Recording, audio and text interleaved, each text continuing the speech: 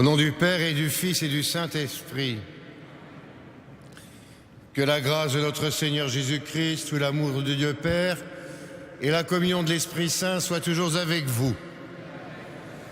Frères et sœurs, demain matin, à votre place, se trouveront les familles des 6 nouveaux prêtres que l'archevêque donnera à l'église de Paris par l'action de l'Esprit Saint.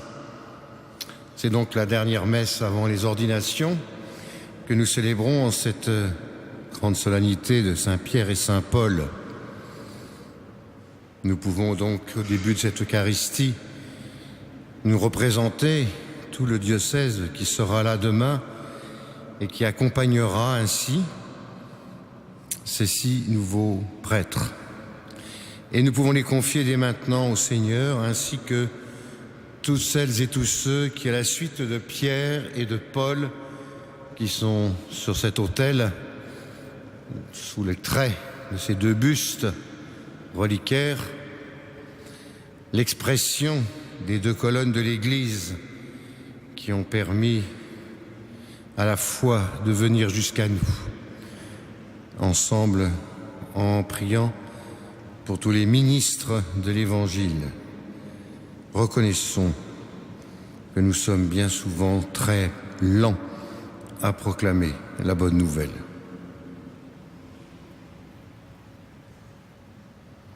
Je confesse à Dieu Tout-Puissant, en pensée, en parole. Oui, j'ai vraiment péché.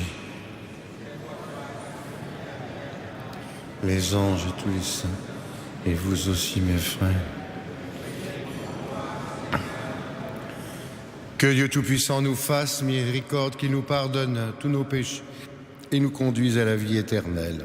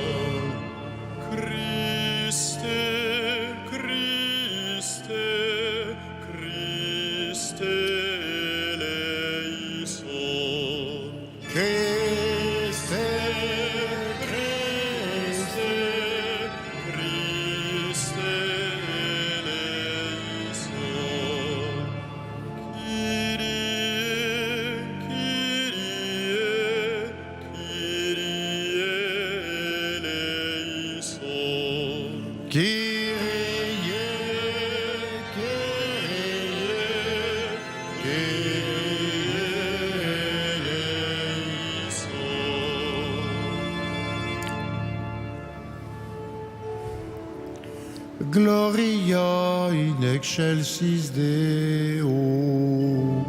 Et in terra pax hominibus bone voluntatis laudamus te, benedicimus te, adoramus te, glorificamus te, gratias agimus tebi, propter magnam gloriam tuam. Domine Deus Rex Celestis, Deus Pater omnipotens, Domine Filium ingenite, Iesu Christe, Domine Deus Agnus Dei, Filius Patris, Qui tollis peccata mundi, miserere nobis. Qui tollis peccata mundi, suscipe deprecationem nostram. qui Miserere nobis, Quoniam tu solus sanctus, tu solus Dominus, tu solus altissimus, Iesu Christe, cum Sancto Spiritu, in gloria Dei Patris.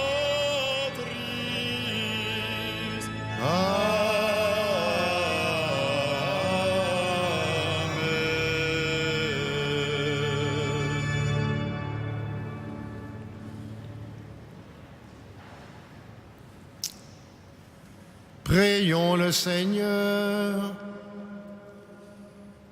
Que la prière des saints apôtres Pierre et Paul vienne à notre aide, Seigneur. C'est par eux que ton Église a reçu les premiers bienfaits de ta grâce. Qu'ils nous obtiennent maintenant les secours nécessaires à notre salut. Par Jésus le Christ, notre Seigneur.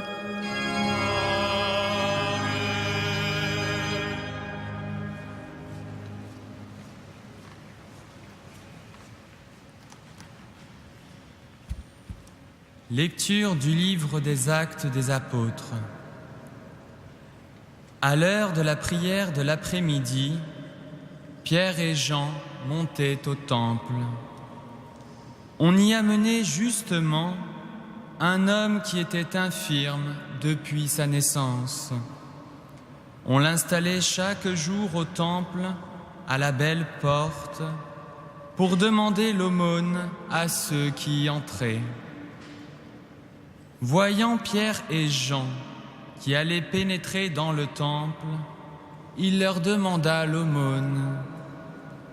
Alors, Pierre fixa les yeux sur lui, ainsi que Jean, et il lui dit : « Regarde-nous bien. » L'homme les observait, s'attendant à recevoir quelque chose.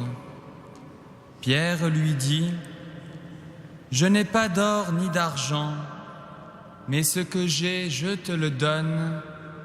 Au nom de Jésus-Christ, le Nazaréen, lève-toi et marche. » Le prenant par la main droite, il le releva, et à l'instant même, ses pieds et ses chevilles devinrent solides. D'un bond, il fut debout et il marchait. Il entra avec eux dans le temple, il marchait, bondissait et louait Dieu. Et tout le peuple le vit marcher et louer Dieu. On le reconnaissait, c'est bien lui qui se tenait pour mendier à la belle porte du temple. Et les gens étaient complètement stupéfaits et désorientés de ce qui lui était arrivé. Parole du Seigneur.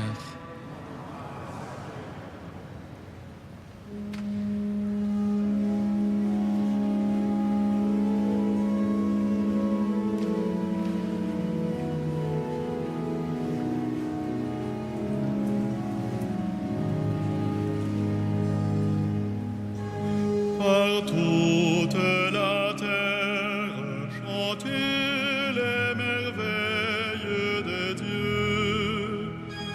Par toute la terre, chantez les merveilles de Dieu.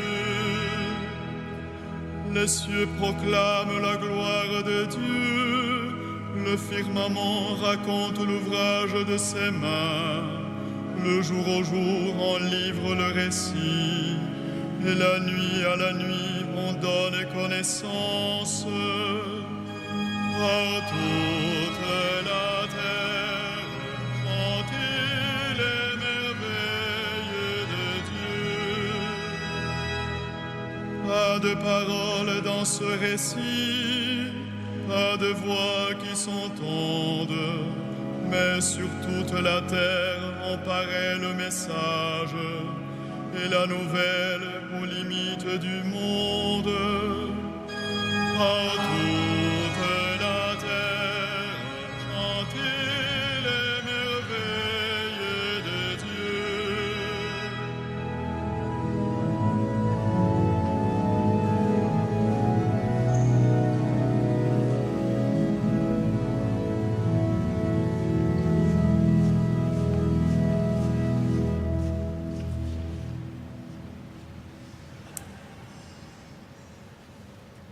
Lecture de la lettre de saint Paul apôtre aux Galates.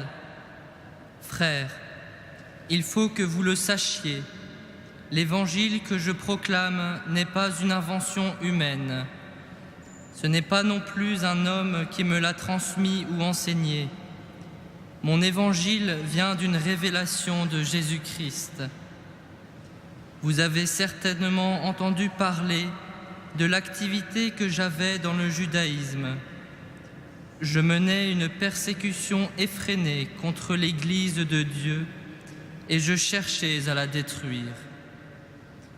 J'allais plus loin dans le judaïsme que la plupart des gens de mon peuple qui avaient mon âge et, plus que les autres, je défendais avec une ardeur jalouse les traditions de mes pères.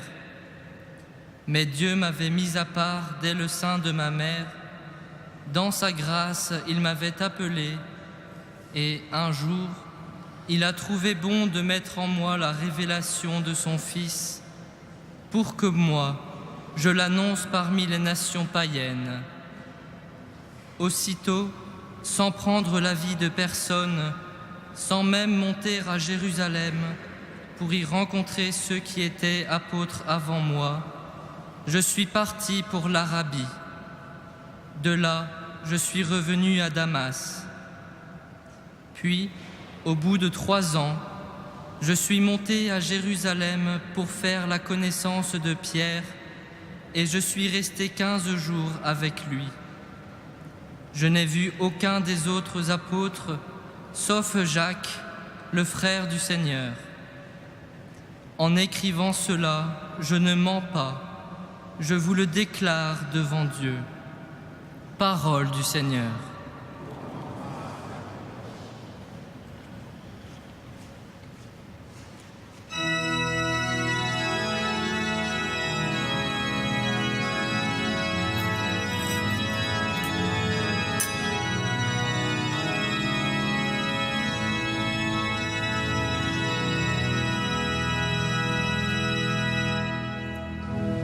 Alléluia, Alléluia, Alléluia,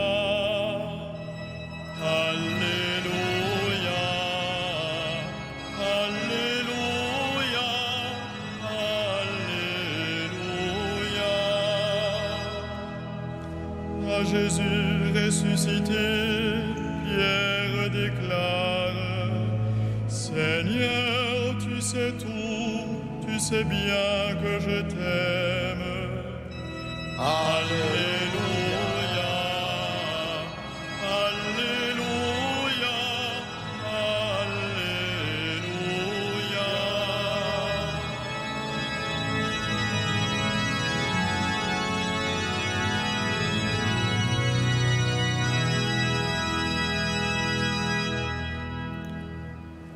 Le Seigneur soit avec vous. Et avec votre esprit. Évangile de Jésus-Christ selon Saint Jean. Gloire, Seigneur.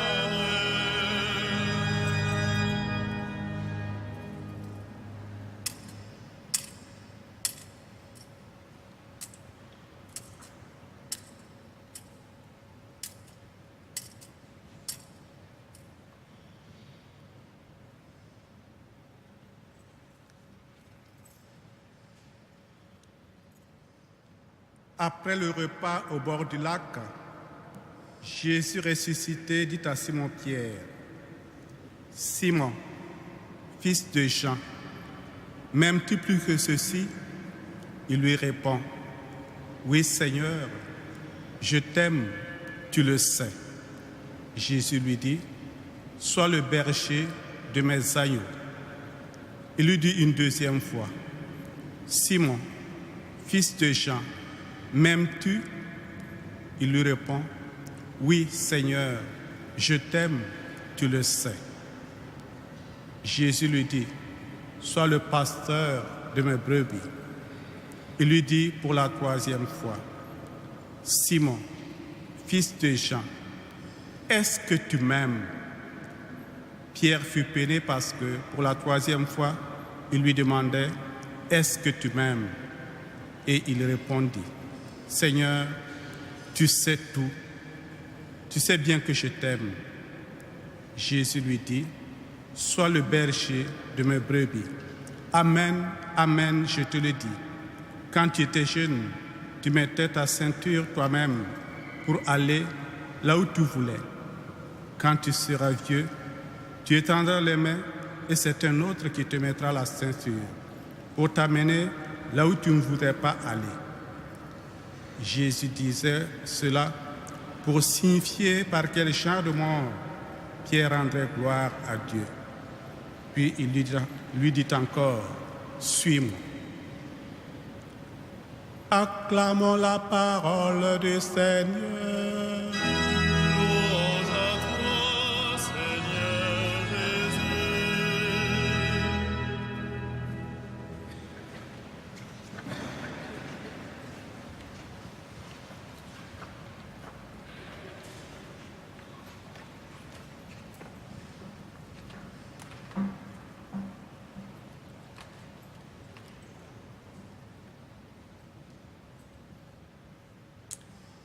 Comment, pendant ce temps de l'été, frères et sœurs bien-aimés, allons-nous rendre gloire à Dieu?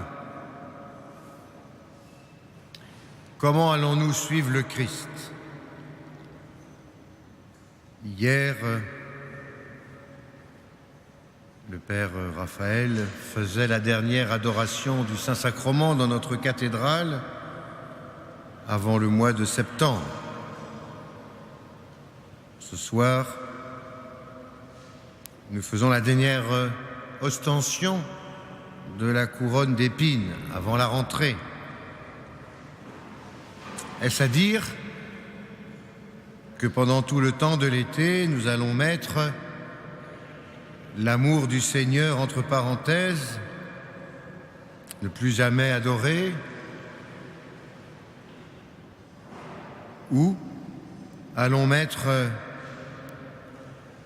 la contemplation des plaies, des souffrances du Christ, pour ne jamais plus prier au pied de la croix et communier ainsi aux souffrances du Seigneur pendant tout le temps de l'été? Bien sûr que non. Mais comment allons-nous faire? Il me semble que ce temps de l'été va nous permettre, précisément, en nous tournant vers nos frères, d'être réellement présents à l'amour que le Seigneur a pour chacun d'entre nos frères et en redoublant pour nous d'attention aux autres.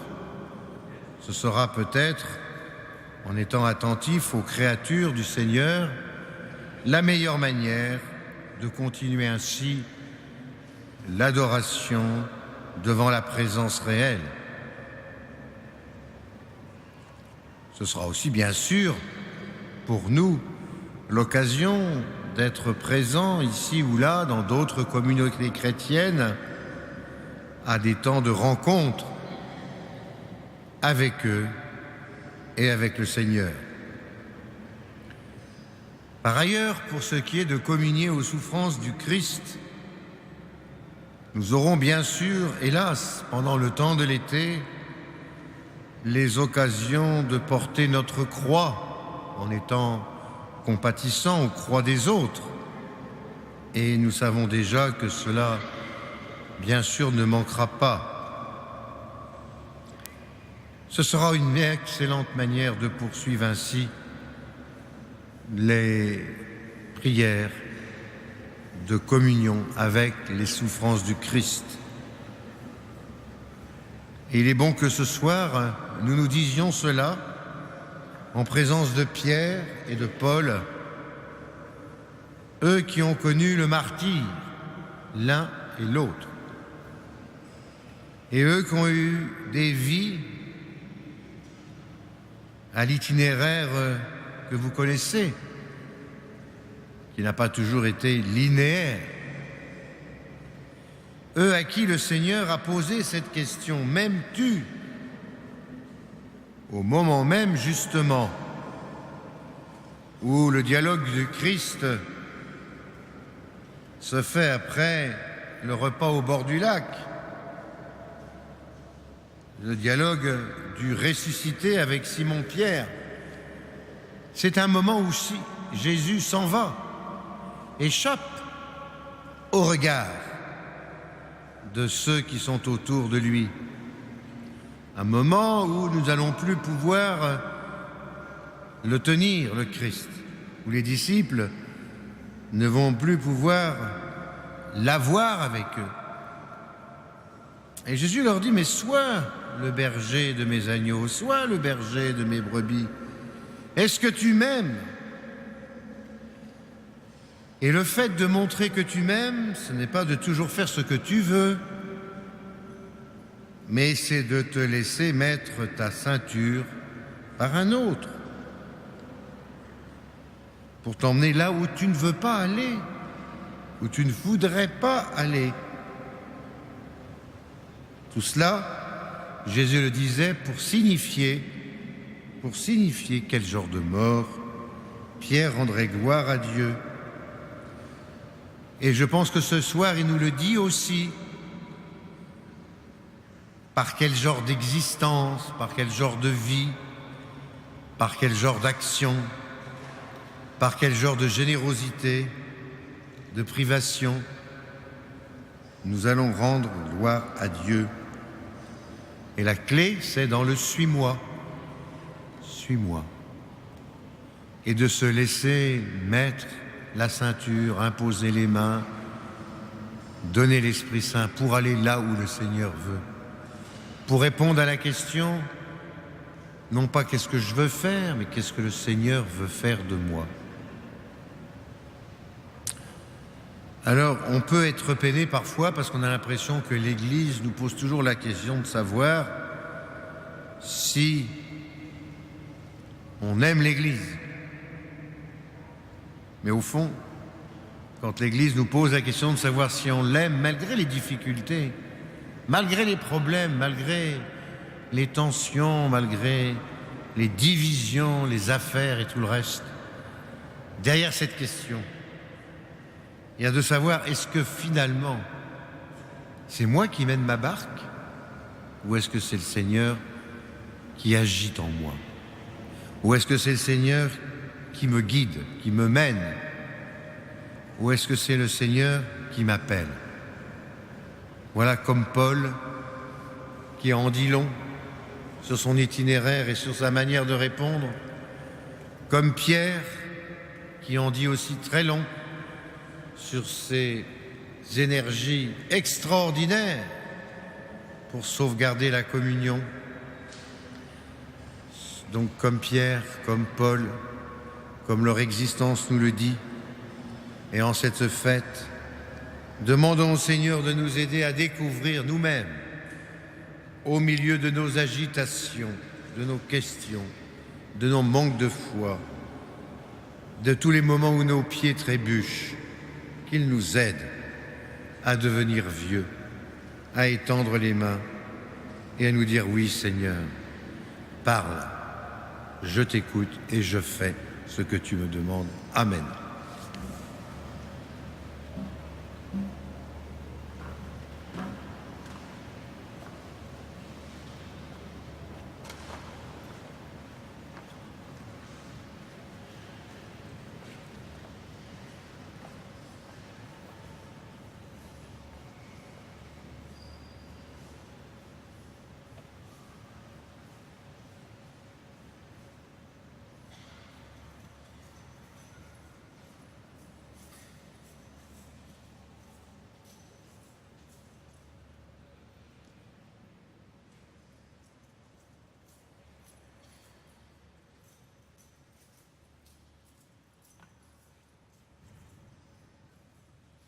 Mettons debout pour proclamer ensemble le credo. Je crois en un seul Dieu, créateur du ciel et de la terre, et en Jésus-Christ, notre Seigneur, qui a été conçu du Saint-Esprit, est né de la Vierge, a souffert sous Ponce Pilate, a été crucifié, est mort, a été crucifié, mis aux enfers, et le troisième jour, est ressuscité des morts, est monté aux cieux, est assis à la droite de Dieu, le Père Tout-Puissant, d'où il viendra juger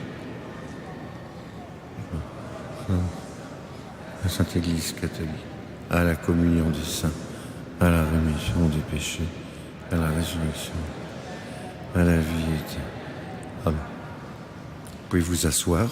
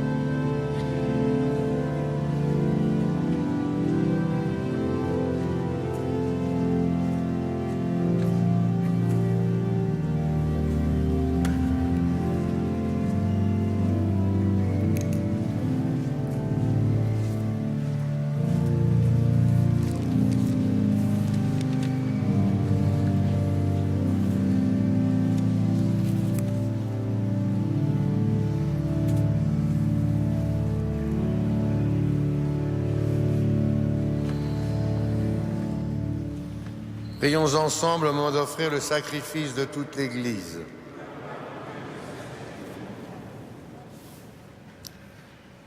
Que la prière de tes apôtres, Seigneur, accompagne l'offrande que nous te présentons, qu'elle nous inspire et nous soutienne pour célébrer cette Eucharistie.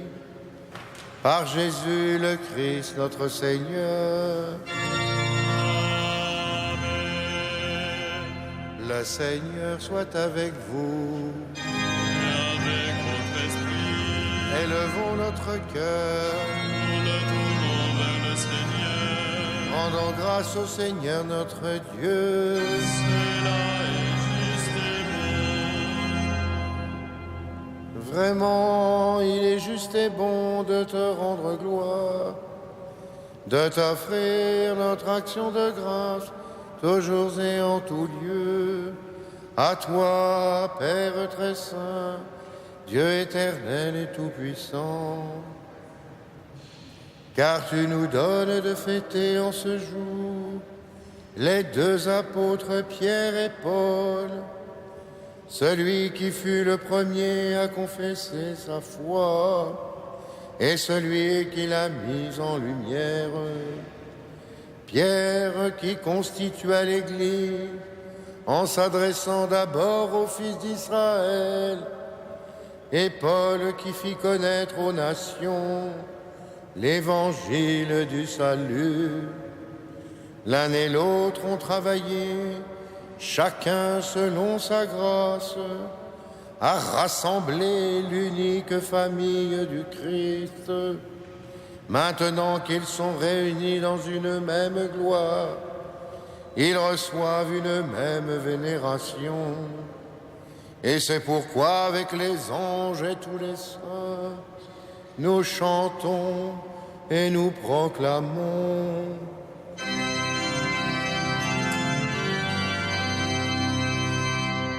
Saint, Saint, Saint, le Seigneur, Dieu de l'univers, le ciel et la terre sont remplis de ta gloire. Hosanna au plus haut des cieux, béni soit celui qui vient au nom du Seigneur. Hosanna au plus haut des cieux.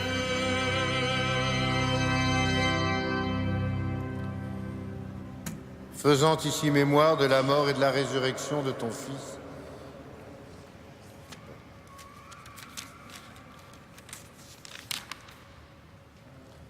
toi qui es vraiment saint, toi qui es la source de toute sainteté, Seigneur, nous te prions. Sanctifie ces offrandes en répandant sur elles ton esprit, qu'elles deviennent pour nous le corps et le sang de Jésus le Christ, notre Seigneur.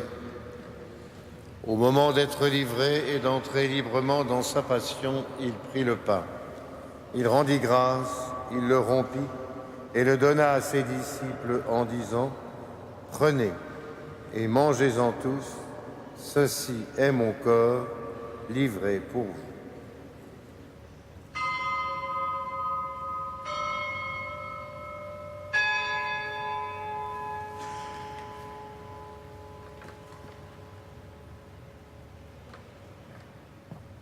De même, à la fin du repas, il prit la coupe. De nouveau, il rendit grâce et la donna à ses disciples en disant : « Prenez, buvez-en tous, car ceci est la coupe de mon sang, le sang de l'alliance nouvelle et éternelle qui sera versé pour vous et pour la multitude en rémission des péchés.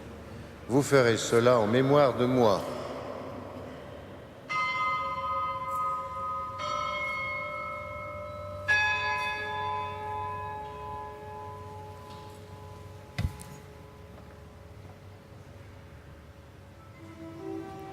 Il est grand le mystère de la foi. Nous proclamons ta mort, Seigneur Jésus. Nous célébrons ta résurrection. Nous attendons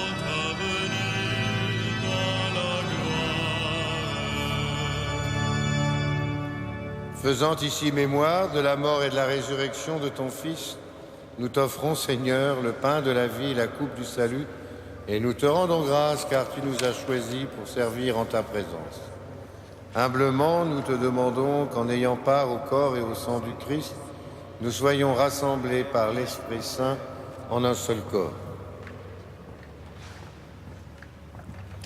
Souviens-toi, Seigneur, de ton Église répandue à travers le monde. Fais-la grandir dans ta charité avec le pape François, notre évêque André, ses auxiliaires et tous ceux qui ont la charge de ton peuple.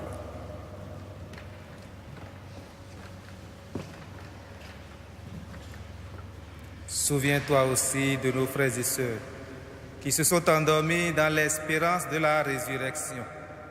Souviens-toi en particulier de Pierre et de Paulette. Souviens-toi aussi des défunts de nos familles, des âmes du purgatoire.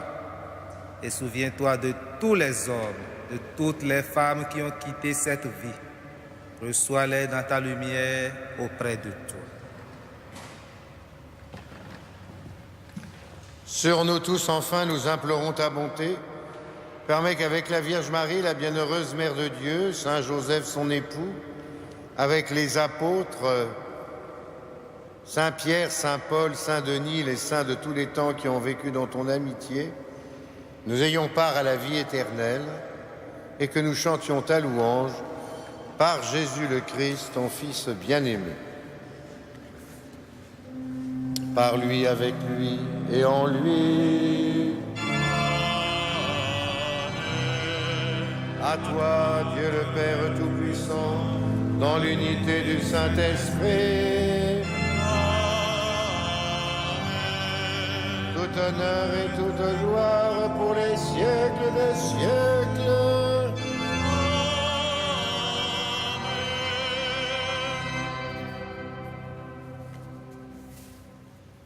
Prions, comme nous l'avons appris du Sauveur et selon son commandement, nous osons dire. Notre Père,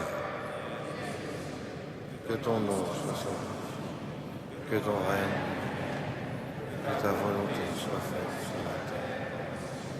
Donne-nous aujourd'hui notre pain. Pardonne-nous, comme nous pardonnons aussi à ceux qui nous offensent. Et ne nous soumets pas à la tentation, mais délivre-nous du mal. Délivre-nous de tout mal, Seigneur, donne la paix à notre temps. Par ta miséricorde, libère-nous du péché, rassure-nous devant les épreuves en cette vie, où nous espérons le bonheur que tu promets, l'avènement de Jésus le Christ, notre Sauveur.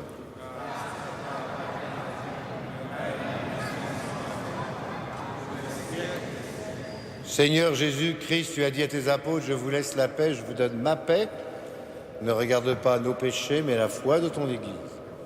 Pour que ta volonté s'accomplisse, donne-lui toujours cette paix et conduis-la vers l'unité parfaite, toi qui règnes pour les siècles des siècles. Que la paix du Seigneur soit toujours avec vous. Frères et sœurs, dans la charité du Christ, donnons-nous un signe de paix. La paix du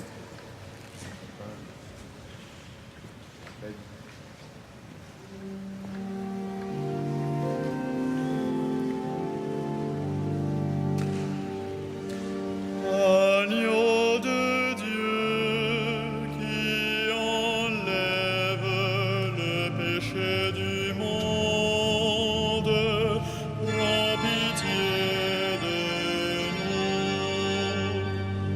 Agneau de Dieu qui enlève le péché du monde, prends pitié de nous.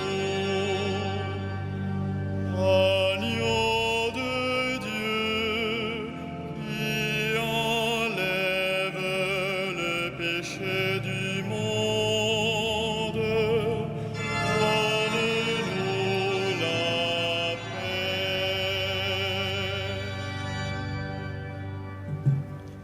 Heureux sommes-nous d'être ce soir une fois de plus et comme la multitude, les invités au repas du Seigneur. Voici Jésus, voici l'agneau de Dieu, celui qui enlève le péché du monde.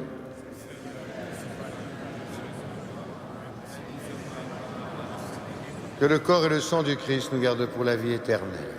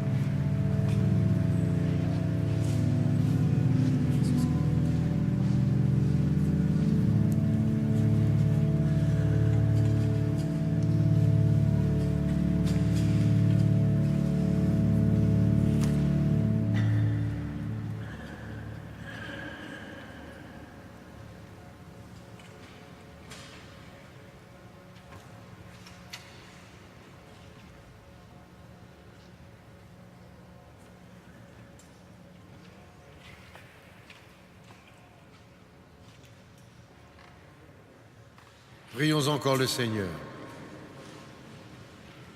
Seigneur, tu as éclairé tes fidèles par l'enseignement des apôtres. Fais que ton sacrement nous donne des forces nouvelles. Par Jésus le Christ, notre Seigneur. Amen. Nous allons pouvoir, pour donc ce dernier vendredi avant l'été, prier devant la couronne d'épines que je vais amener maintenant sur l'autel. J'en profite d'ailleurs pour vous remercier d'avoir été fidèles à cette messe du vendredi toute l'année et puis à l'ostension de la Sainte Couronne d'Épines. Je suis sûr que le Seigneur a été heureux de votre présence fidèle, silencieuse aussi, priante. Je voulais remercier aussi les chevaliers du Saint-Sépulcre, mes confrères, emmenés fidèlement également et avec beaucoup d'assiduité par Renaud, que je remercie, et tout l'ordre du Saint-Sépulcre, bien sûr. Je remercie aussi Yves Castagnier qui a accompagné fidèlement, en prenant le temps qu'il faut, cette ostension de la couronne d'épines. C'était toute l'année jubilaire comme ça, et puis on continuera encore 3-4 mois. Et puis, bien sûr, les deux clercs fidèles du vendredi, Fabrice et François-Marie, qui nous ont aidés, ainsi que les bénévoles qui sont ici, un peu comme Pierre et Paul. Mais c'est pas tout à fait encore ça, mais ça va se mettre au point. Et vous tous, mes frères.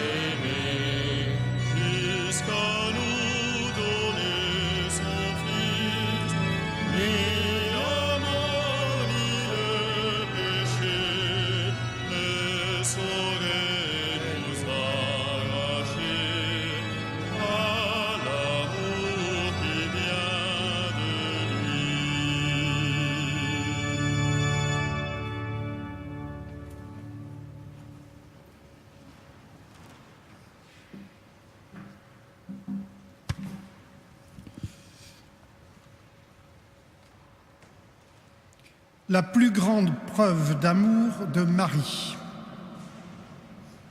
Au moment de la croix, l'Évangile signale la présence de Marie. C'est peu de choses, mais nous comprenons l'abîme qu'il y a là derrière. Il était impossible qu'à ce moment-là, la Vierge n'ait pas tout su de son Fils. C'était le moment de l'achèvement de sa foi. Le mystère de la Vierge au moment de la Passion, c'est qu'elle est la plus forte de tous, plus forte que les apôtres qui étaient des hommes. Par suite de sa conception immaculée, elle avait eu une correspondance admirable, jour après jour, au travail que Dieu avait fait en son âme, si bien que le Seigneur n'avait pas besoin de faire des choses extraordinaires pour que la foi et l'amour de sa mère grandissent à une proportion à laquelle nous ne pouvons pas atteindre. Elle est arrivée à l'achèvement de sa foi au moment de la Passion, et c'est alors que se passe un autre mystère. La mission de la Vierge, en tant que mère de Jésus sur la terre, se termine parce que son fils va mourir. Qu'a-t-elle alors à donner à son fils? Elle n'a plus rien à donner à son fils. Mais il s'est passé en elle quelque chose de très profond, parce qu'en voyant son fils mourir, une mère ne peut pas ne pas éprouver le maximum de souffrance, surtout en le voyant mourir non pas d'une mort naturelle, mais jeune et supplicié. Nous savons bien que si la plus grande preuve d'amour est de donner la vie pour ceux qu'on aime, la plus grande souffrance est aussi la plus grande preuve d'amour. Et Dieu l'a conduite là pour qu'elle donne la plus grande preuve d'amour. Elle était trop intimement liée à son Fils pour qu'il n'y ait pas aussi un mystère de collaboration, car l'amour fait collaborer. Le genre de travail qu'accomplissait alors son Fils pour la rédemption du monde lui permettait, pour la première fois, une pleine collaboration. Elle a ressenti jusqu'au fond de son être la souffrance rédemptrice. Et comme il est certain qu'à ce moment-là, elle connaissait parfaitement la mission de son Fils, vous comprenez quelle place unique elle a dans la rédemption des âmes. Elle y est entrée par une souffrance qui est le paroxysme d'une souffrance de mère et dans la pleine lucidité de la foi.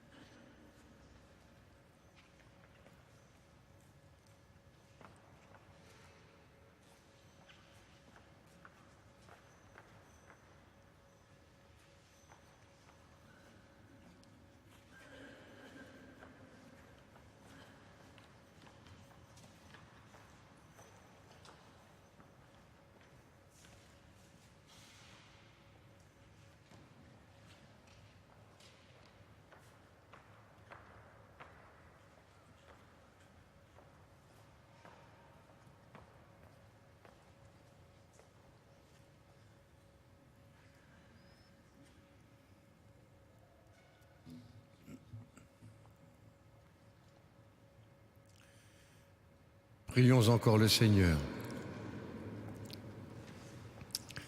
Tu as voulu, Seigneur, que la mère de ton Fils, debout près de la croix, fût associée à ses souffrances.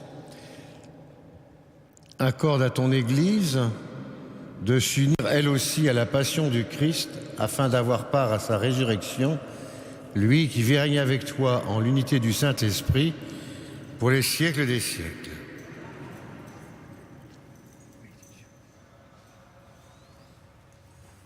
Nous allons recevoir la bénédiction solennelle avant de nous confier à Marie. J'associe aussi tout à l'heure à mes remerciements, bien sûr, les chantres, les sacristains et le personnel qui s'associent avec leur métier à la gloire de Dieu.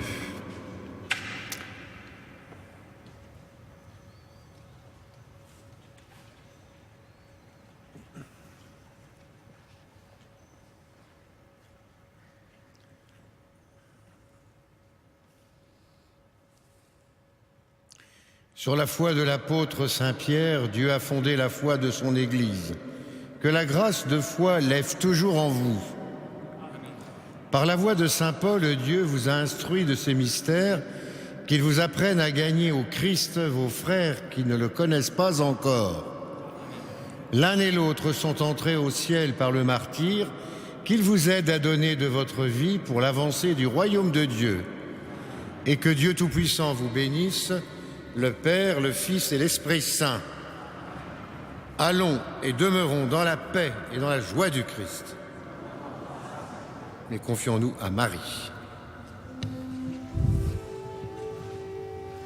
Salve Regina, Mater misericordiae, vita dulcedo, et spes nostra salve.